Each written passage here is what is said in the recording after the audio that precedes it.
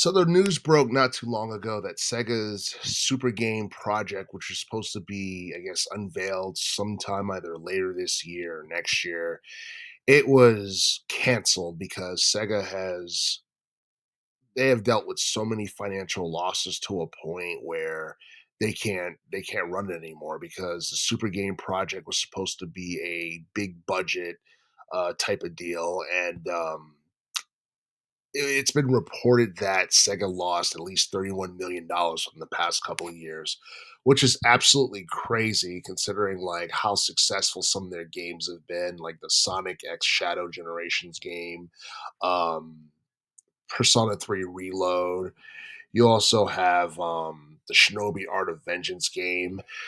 I honestly feel like one of the main reasons why they suffered this financial loss is because that Sonic Rumble Party that they came out with not too long ago.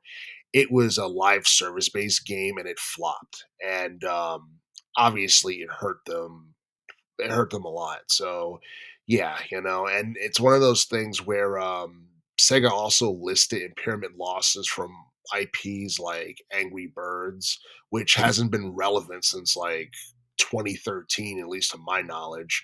And the crazy thing is, this Super Game project was announced back in 2021, and they've been hyping it for years. And then all of a sudden, boop, scrapped, canceled. It's not going forward.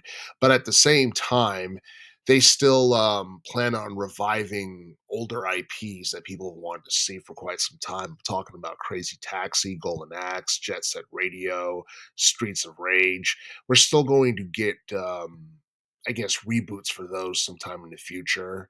And the release dates for those haven't been revealed yet. I mean, we're still waiting for Streets of Rage 5. I remember there was like promo art for it that emerged a couple of years back, but Sega never really went into detail as to what the game was going to be about and an official release date or what platforms it's going to be on or anything like that.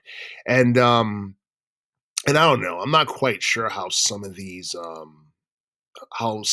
older IPs would do in today's video game climate because um, while it's true that people like nostalgia and they're into like older stuff that was popular back in the day and established IPs, I feel like the preference is really different nowadays compared to back in the day because nowadays people are fans of RPGs, action adventures, um, I guess shooter games more or less.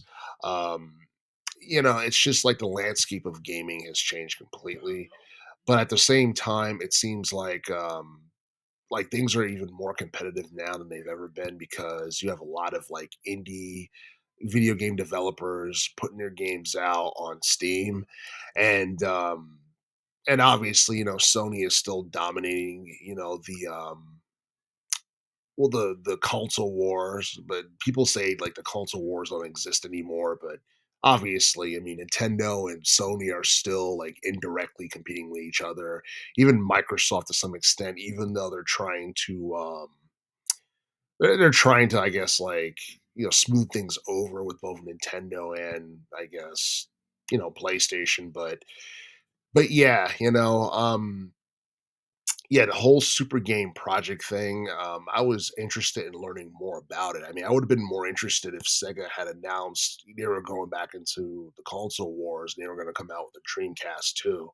And I honestly think that probably would have been a better investment than this Super Game project, this free to play games as a service type of model that they were trying to promote because like the last time Sega was in the console wars was like 25 years ago.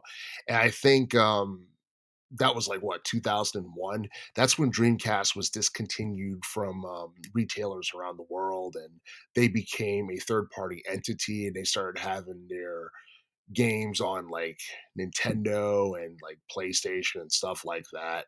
I mean, Nintendo has just been for the most part, it felt like Nintendo's been playing second fiddle to like, PlayStation and all that. But I don't know. I feel like Sega hasn't been the same since 2001. And I feel like, I don't know. I felt like this Super Game project was going to be something that was going to make them like, as relevant as they were back in like I guess like the late 90s, early 2000s, but I don't know. I mean, Sega's had some successful movies in relation to Sonic the Hedgehog from 2020 up until 2024. So, I think Sega is actually doing pretty well despite their financial losses.